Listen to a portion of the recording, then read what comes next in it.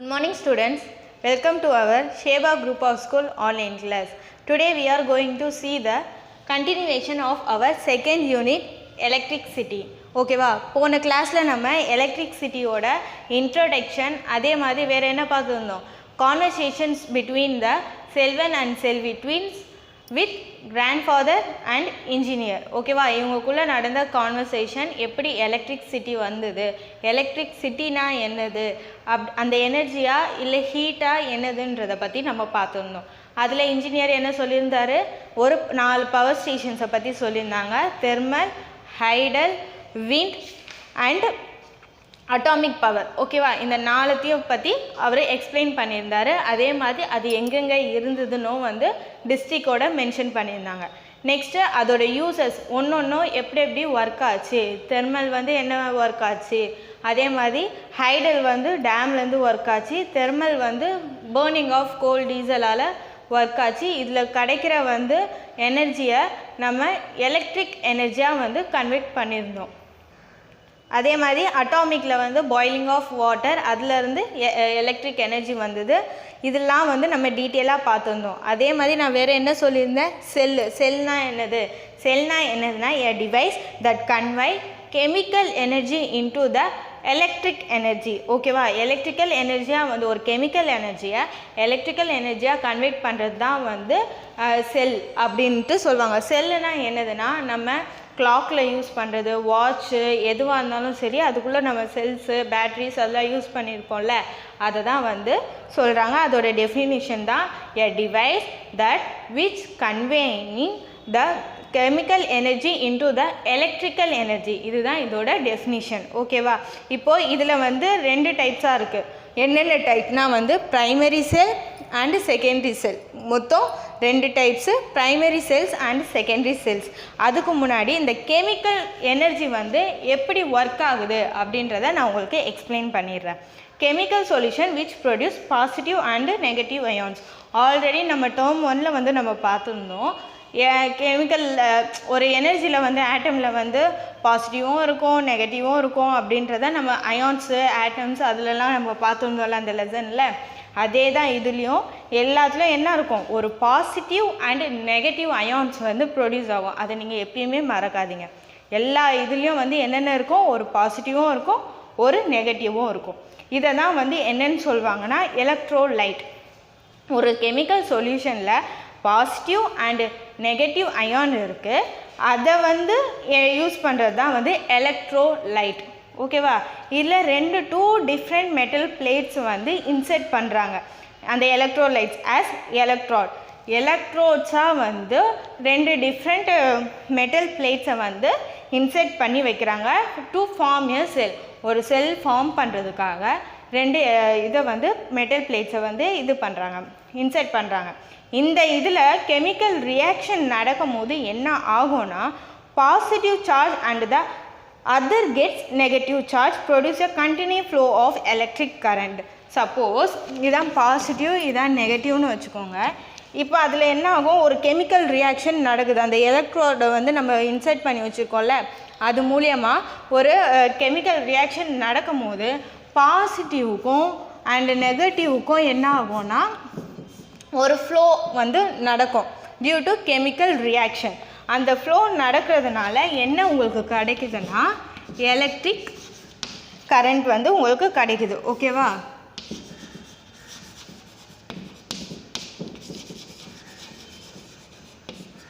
ஒரு பாசிட்டிவ்லேருந்து நெகட்டிவ்லேருந்து ஒரு ஃப்ளோ வரும்போது கெமிக்கல் ரியாக்ஷன் மூலியமாக நடுவில் எலக்ட்ரோடு ப்ளேஸ் பண்ணியிருப்பாங்க 2 மெட்டாலிக் பிளேட்.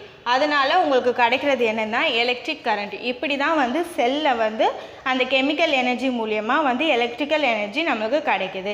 இந்த ஃப்ளோ ஆஃப் கரண்ட் 2 டைப்பாக கிளாஸிஃபை ஆகுது. ஒன்று ப்ரைமரி அண்டு செகண்டரி.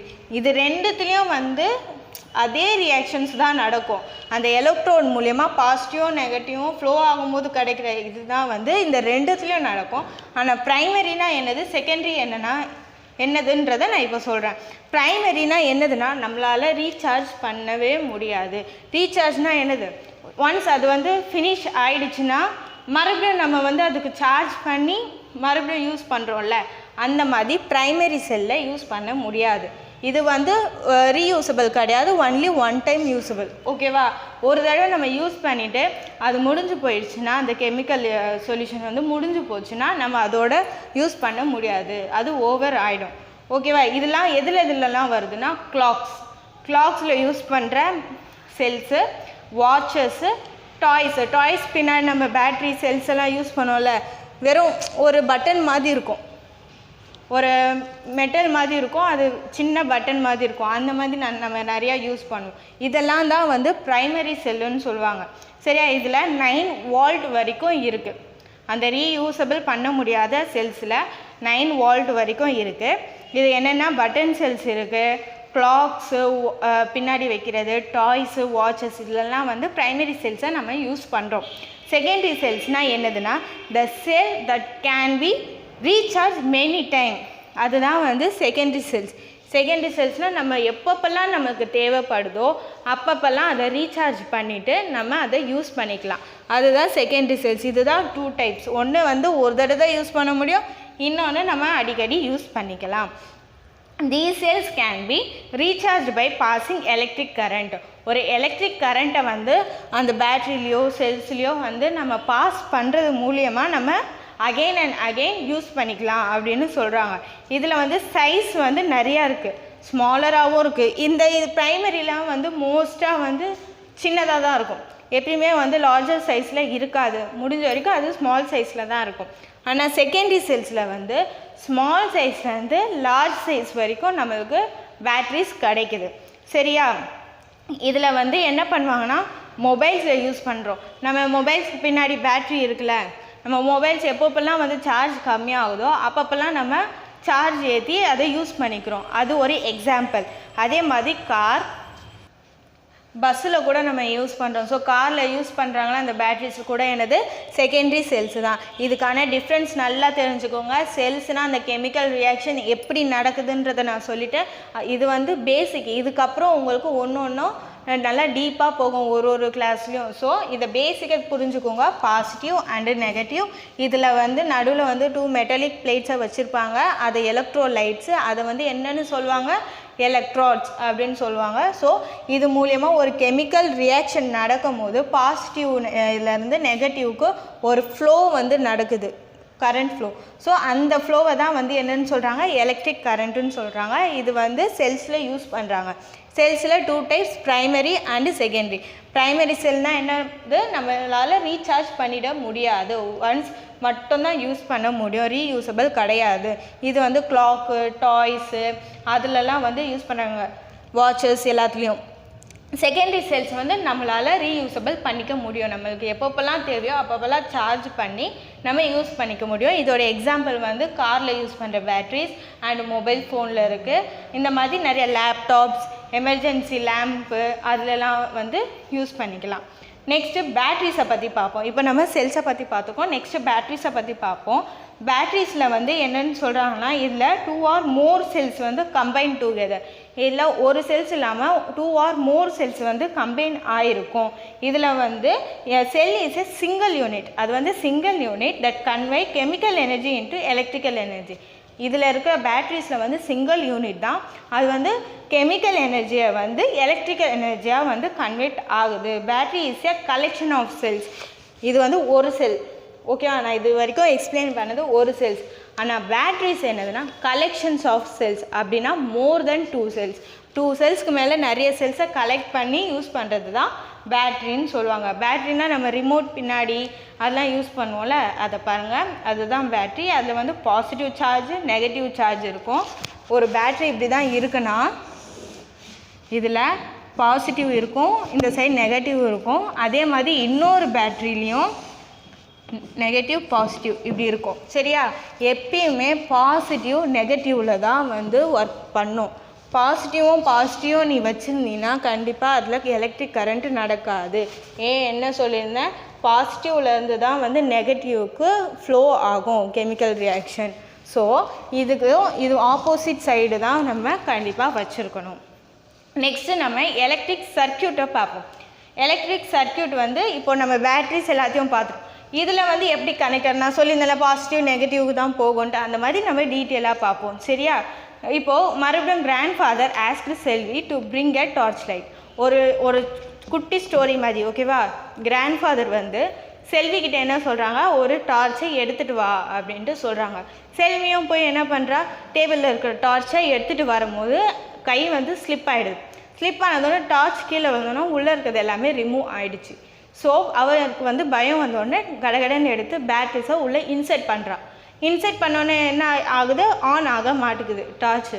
உடனே என்னது, அவர் ரொம்ப வந்து பயந்துட்டு உடனே க்ரை பண்ண ஆரம்பிச்சிடுறா. ஏன் டார்ச் வரல, இப்போ வந்து உடஞ்சிச்சுன்னா கீழே போட்டதுனால தான் இப்படி ஆயிடுச்சு, இப்போ கிராண்ட் ஃபாதர் வந்து திட்டுவார் அப்படின்ட்டு ரொம்ப பயப்பட ஆரம்பிச்சிட்டா. அவள் பயந்த உடனே வந்து அழுவ ஆரம்பித்ததும் அவங்க அங்கிள் வராரு.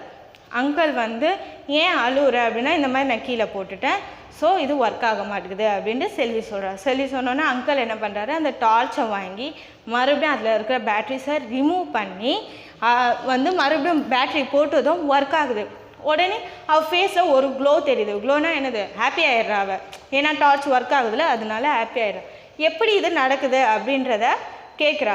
ஆக்சுவலாக அவள் என்ன பண்ணியிருக்கான்னா, விழுந்ததோ எடுத்து பேட்ரியை பாசிட்டிவ் சைடில் போட்டுடுறான். அதனால தான் வந்து டார்ச்சு ஆன் ஆகலை. இதோ நான் என்ன சொல்லியிருந்தேன், பாசிட்டிவ் நெகட்டிவோட தான் வந்து ரியாக்ட் பண்ணியிருக்கோன்னு சொன்னால, செல்வி என்ன பண்ணிடுறா, டக்குன்னு பாசிட்டிவோட கனெக்ட் பண்ணி போட்டதுனால டார்ச்சு ஒர்க் ஆகலை. அவங்க அங்கிள் வந்து என்ன பண்ணாங்கன்னா, அதை கலட்டி பாசிட்டிவை நெகட்டிவில் போடுறாங்க சரியா. அதனால தான் என்ன ஆச்சு, அந்த கரண்ட் ஃப்ளோ கெமிக்கல் ரியாக்ஷன் நடந்து அது கரெக்டாக ஒர்க் ஆச்சு. இப்போ நம்ம ரிமோட்லேயே பின்னாடி நீங்கள் பார்த்துருந்தீங்கன்னா ஒரு காயில் மாதிரி இருக்கும், இங்கே ஒன்று இருக்கும் இங்கே ஒன்று இருக்கும், ஆனால் இங்கே இருக்காது. இங்கே வந்து சும்மா ஒரு பிளேட் மாதிரி தான் ஒன்று இருக்கும் சின்னதாக. ஏன் இந்த மாதிரி ஆப்போசிட்டில் வச்சுருக்காங்க, ஏன்னா வந்து ரெண்டுமே வந்து இப்போது பாசிட்டிவ் சார்ஜிங்கன்னா இந்த காயில் மூலயமா ரியாக்ட் பண்ணி தான் நெகட்டிவ் சார்ஜுக்கு போகும். சப்போஸ் நீங்கள் இது வந்து சேமாக இருந்ததுன்னா கண்டிப்பாக ரிமோட்டில் ஒர்க் ஆகாது. நீங்கள் வேணால் உங்கள் வீட்டில் ஒரு எக்ஸ்பெரிமெண்ட் மாதிரி பண்ணி பாருங்கள். அந்த ரிமோட்டில் இருக்கிற பேட்டரியை வந்து இங்கே எப்படி நீங்கள் வச்சுருக்கீங்களோ ஒரு ரவுண்டு மாதிரி இருக்கும் மேலே, அதை சேம் டைரெக்ஷனில் இங்கே வச்சு பாருங்கள், கண்டிப்பாக ரிமோட் ஒர்க் ஆகாது. நீங்கள் அதை மாற்றி நீங்கள் போட்டால் மட்டும்தான் ரிமோட்டு ஒர்க் ஆகும். இதுதான் வந்து இதில் நடக்கிற கெமிக்கல் ரியாக்ஷன். இதை தான் என்னன்னு சொல்கிறாங்க, எலக்ட்ரிக் சர்க்கியூட். இதுதான் connection of this only electric circuit ஓகேவா. அண்ட் தென் இப்போ ஒன்று எக்ஸ்பிளைன் பண்ணுறேன். The electric circuit is the continuous or unbroken closed path along with electric current flow from positive terminal to the negative terminal of the battery. அதாவது electric சர்க்கியூட்னா என்னது, இது டெஃபினிஷனாக சொல்லியிருக்காங்க. இப்போ நான் எக்ஸ்ப்ளனேஷன் கொடுத்துருந்தேன், இப்போ நான் டெஃபினிஷனாக சொல்கிறேன். ஒரு அன்க்ளோஸ்டு பாத் ஓகேவா, unbroken closed path along with electric current flows from positive terminal to the negative terminal. இதை தான் என்னென்னு சொல்கிறாங்க, எலக்ட்ரிக் சர்க்கியூட்னு சொல்கிறாங்க. எ செல் ஆர் பேட்ரி அதை வந்து என்னென்னு சொல்கிறாங்க, சோர்ஸ் ஆஃப் எலக்ட்ரிக் கரண்ட். ஒரு எலக்ட்ரிக் கரண்ட் வரதுக்கான சோர்ஸை தான் வந்து அந்த செல் ஆர் அ பேட்ரி அப்படின்றாங்க. நெக்ஸ்ட்டு கனெக்டிங் ஒயர்ஸ், அந்த இதெல்லாம் வந்து கனெக்ட் பண்ணுதில்ல, அந்த பேட்டரியை வந்து கனெக்ட் பண்ணுதில்ல, அந்த கனெக்ட் பண்ணுற ஒயர்ஸை தான் வந்து என்னென்னு சொல்கிறாங்க, கேரியிங் கரண்ட். பேட்ரி வந்து சோர்ஸு, இது மூலியமாக தான் நம்மளுக்கு கிடைக்க போகுது எலக்ட்ரிக் கரண்ட்டு. இதை கனெக்ட் பண்ணுறதை தான் வந்து என்னென்னு சொல்கிறாங்க, கேரியிங் கரண்ட். ஏன்னா இதுலேருந்து தான் வந்து கேரி பண்ணிட்டு போகுது, அது ஒரு ரூட் மாதிரி. ஸோ அது ஒரு கேரி கரண்ட். அண்ட் பல்ப்னா டார்ச்சுக்கு முன்னாடி ஒரு பல்ப் இருக்கும்ல, அதுதான் என்னது, device that consume the electricity. அதுதான் அந்த எலக்ட்ரிசிட்டியை கன்சியூம் பண்ணிக்குது ஓகேவா. கீ ஆர் ஏ ஸ்விட்ச், இப்போ நம்ம ஸ்விட்சை இது பண்ணுறோம்ல, அதுதான் connecting whether along the circuit to stop or allow the flow of current. அதுதான் வந்து கீ ஓகேவா. அந்த ஸ்விட்ச் நம்ம ஆன் பண்ணுறோம்ல, அது எதுக்காக யூஸ் ஆகுதுன்னா அந்த கரண்ட்டு ஸ்டாப் பண்ணுறதுக்கும், இப்போ நில் வராதுன்னு சொல்கிறதுக்கு நம்ம சொல்ல முடியாது. ஸோ அந்த ஸ்விட்சை நம்ம ஆஃப் பண்ணியிருந்தோன்னா வராது, ஸ்டாப் ஆகிடும். ஆன் பண்ணோன்னா அதுக்கு நம்ம கொடுத்துட்றோம், ஸோ அது ஃப்ளோ ஆகும். இதுதான் வந்து எலக்ட்ரிக் சர்க்கியூட்டோட நம்ம டெஃபினிஷன். நான் டீட்டெயிலாக எக்ஸ்பிளைன் பண்ணிட்டேன். Next open circuit. இப்போ ஓப்பன் சர்க்கியூட் க்ளோஸ் சர்க்கியூட்னா என்னதுன்னு நம்ம பார்க்கலாம் சரியா. ஓப்பன் சர்க்கியூட்னா என்னதுன்னா, நம்ம கீ மீன்ஸ் தட் ஸ்விட்ச் போர்டு ஓகேவா. இப்போ சும்மா எக்ஸாம்பிள் இப்படி வச்சுக்கோங்க, இது வந்து க்ளோஸ் ஆகிருக்கு, இது வந்து மேலே தூக்கியிருக்கோம், நம்ம ஸ்விட்ச் போர்டை பார்த்தோம்னாலே தெரியும், ஒரு சைடு தூக்கியிருக்கோம், ஒரு சைடு வந்து க்ளோஸ் ஆகிருக்கும். இந்த மாதிரி மேலே ரைஸ் ஆகிருக்கோம்ல, தூக்கியிருக்கோம்ல, அதுதான் வந்து ஓப்பன் சர்க்கியூட். அதை வந்து என்னன்னு சொல்லுவாங்க, ஓப்பன் சர்க்கியூட். அந்த மாதிரி ஓப்பன் சர்க்கியூட் இருந்ததுன்னா அந்த கரண்ட்டு அதில் ஃப்ளோ ஆகாது. இது மேலே இருக்கிறதுனால அதை ஸ்டாப் பண்ணிவிடும், கரண்ட்டு ஃப்ளோ ஆகாது. இதுவே க்ளோஸ் சர்க்கியூட்டில் என்ன ஆகும்னா இது வந்து கீழே வந்துடும். ஸோ என்ன ஆகும், அந்த டைமில் கரண்ட்டு ஃப்ளோ ஆகும், நம்மளுக்கு லைட்டு வரும். சரியா? இதுதான் இதில் டைப் ஆஃப் சர்க்கியூட்ஸு நான் சொல்லிடுறேன். Simple circuit, series circuit, parallel circuit. மொத்தம் 3 டைப் ஆஃப் சர்க்கியூட்ஸ் இருக்குது. Simple, series, parallel. ஓகேவா? நான் ஓப்பன் சர்க்கியூட்டை பற்றி உங்களுக்கு எக்ஸ்பிளைன் பண்ணியிருந்தேன்ல, இங்கே பாருங்கள், இந்த கீ வந்து மேலே இருக்கா, இதுதான் வந்து ஓப்பன். ஓப்பனாக இருந்ததுன்னா என்ன ஆகும், அந்த கரண்ட் வந்து ஃப்ளோ ஆகாது. க்ளோஸ் சர்க்கியூட்டில் பாருங்கள், இந்த கீ வந்து என்ன ஆயிருக்கு, க்ளோஸ் ஆகிருக்கு. அப்போ க்ளோஸ் ஆகிருக்கும் போது என்ன ஆகும், அதில் இருக்கிற இது எலக்ட்ரிக்கல் கெமிக்கல் எனர்ஜி வந்து கன்வே ஆகி எலக்ட்ரிக்கல் கரண்ட் வந்து நம்மளுக்கு கிடைக்கும். இதுதான் வந்து நான் சர்க்கியூட்டில் டைப்ஸ் ஆஃப் சர்க்கியூட் சொல்லியிருந்தால, சிம்பிள், சீரீஸ், parallel. இது ஃபஸ்ட்டு ஒன்று சிம்பிள் சர்க்கியூட். சிம்பிள் சர்க்கியூட்னால் என்ன இருக்கும்னா, உங்களுக்கு வந்து செல்ஸ் பேட்ரி வந்து கனெக்ட் ஆகிருக்கும், கீ இருக்கும். கீ மீன்ஸ் என்னது, நான் சொல்லியிருந்தேன்ல ஸ்விட்ச், அதுதான் கீ. சரியா? கீ வந்து கனெக்ட் ஆகிருக்கும், அதே மாதிரி ஒரு பல்பு கனெக்ட் பண்ணியிருப்பாங்க. இதை வந்து அவங்க ஒரு நேமாக, கீக்கு வந்து K1, லைட்டுக்கு வந்து L1 அண்டு செல்ஸுக்கு வந்து C1ன்றதை கொடுத்துட்டாங்க. சரியா? இதுதான் வந்து சிம்பிள் சர்க்கியூட். ஒரு செல், ஒரு கீ, ஒரு பல்ப். இதை வந்து நீங்கள் தெளிவாக புரிஞ்சுக்கோங்க. கேனா வந்து ஸ்விட்ச் பாக்ஸு, அந்த ஆன் ஓப்பன் பண்ணுறோம்ல, அதை தான் வந்து கீன்னு சொல்கிறாங்க. This is a simple circuit. This is a series circuit. ஓகேவா? சீரீஸ் சர்க்கியூட்னால் என்னதுன்னா, ஒரு செல் கனெக்ட் பண்ணியிருப்பாங்க, ஒரு கீ கனெக்ட் பண்ணியிருப்பாங்க, பட் பல்பு மட்டும் 3 கனெக்ட் பண்ணியிருப்பாங்க, 3ஆக கனெக்ட் பண்ணியிருப்பாங்க. ஓகேவா? சரியா? இப்போ வந்து இதில் ஏதாச்சும் ஒரு டேமேஜ், டிஸ்கனெக்ட் ஏதாச்சும் ஒன்று நடந்ததுன்னா ஹோல் இதுவும் வந்து சர்க்கியூட்டும் வந்து ஒர்க் பண்ணாது. ஓகேவா? ஒன்ஸ் நீங்கள் அதை ஆன் பண்ணி ஓப்பன் பண்ணிங்கன்னா 3மே வந்து ஒர்க் பண்ணும். சப்போஸ் இதில் ஏதாச்சும் டேமேஜ்னால் 3மே வந்து என்ன ஆகும், ஸ்டாப் ஆகிடும் ஒர்க் பண்ணுறது. This is a parallel circuit. Parallel circuitனா என்னதுன்னா, இதுலேயும் அதே மாதிரி 2 or more பல்ப்ஸை வந்து கனெக்ட் பண்ணிடுவாங்க, ஒரு செல்ஸை வந்து கனெக்ட் பண்ணிடுவாங்க, 2 கீயை வந்து கனெக்ட் பண்ணியிருப்பாங்க. புரியுதா? லாஸ்ட்டு சீரீஸில் வந்து என்ன பார்த்துருந்தோன்னா, ஒரு key but more than 1 bulbs. ஆனால் இதில் வந்து 2 கீயை வந்து கனெக்ட் பண்ணியிருப்பாங்க. இதில் வந்து ஒன்று டேமேஜ் ஆயிடுச்சுன்னா, எது டேமேஜ் ஆர் டிஸ்கனெக்ட் ஆச்சோ அது மட்டும்தான் ஒர்க் பண்ணாது, மற்றது ஒர்க் பண்ணும். ஓகேவா? இதில் இருக்கிற அட்வான்டேஜ் இது மட்டும்தான். இதில் 2மே வந்து கனெக்ட், 2த்தையும் நம்ம ஓப்பன் பண்ணியிருந்தோன்னா 2மே நம்மளுக்கு யூஸ் ஆகும், ஒர்க் பண்ணும். ஏதாச்சும் ஒன்று டேமேஜ் ஆச்சுன்னா எது டேமேஜ் ஆகுதோ அது மட்டும்தான் ஒர்க் ஆகாது. இந்த இதில் உங்களுக்கு சிம்பிள்ஸ் ஆஃப் எலக்ட்ரிக் காம்போனண்ட். ஓகேவா? சிம்பிள்ஸ் கொடுத்துருப்பாங்க, அந்த எலக்ட்ரிக் காம்போனண்ட்டோட சிம்பிள்ஸுன்னு கொடுத்துருப்பாங்க. இது வந்து எலக்ட்ரிக் செல்லு, அதோட சிம்பிள் வந்து ஒரு பாசிட்டிவ் இருக்கும், நெகட்டிவ் இருக்கும். நெகட்டிவ்க்கு எப்பயுமே ஸ்மால் லைன், ஸ்ட்ரெயிட் லைன் போடணும், பாசிட்டிவ்க்கு நெகட்டிவ் விட பெருசாக தான் போடணும். ஓகேவா? இப்போ மோர் தென் பேட்ரினா என்னது, மோர் தென் கனெக்ஷன் ஆஃப் மோர் செல்ஸ். அப்போது என்ன ஆகும், நிறைய வந்து செல்ஸ் கனெக்ட் ஆகிடுற மாதிரி இது ஒரு சிம்பிள். ஓகேவா? இப்போ ஸ்விட்ச் ஓப்பனில் இருந்ததுன்னா இதுதான் வந்து அதோட சிம்பிள், ஓப்பன் ஆன மாதிரி. க்ளோஸில் இருந்ததுன்னா இந்த மாதிரி க்ளோஸில் இருக்கிற மாதிரி சிம்பிள் காட்டணும். இப்போ பல்ப்புனா பல்ப்பு வந்து நாட் க்ளோ ஆகாமல் இருக்கும் போது இந்த சிம்பிளை யூஸ் பண்ணணும். கரண்ட் ஃப்ளோ ஆகுது அப்படின்னும் போது இந்த சிம்பிளை யூஸ் பண்ணணும். அப்புறம் கனெக்டிங் ஒயர்ஸ்க்கு சிம்பிள் இதுதான் யூஸ் பண்ணணும். இப்போ இதை வச்சு உங்களுக்கு ஒரு சர்க்கியூட்டை வரைய சொன்னாங்கன்னா இதெல்லாம் எப்படிலாம் கனெக்ட் பண்ணலாம் அப்படின்னு சொல்லி இந்த சிம்பிளை யூஸ் பண்ணி நீங்கள் ஈஸியாக வரையலாம்.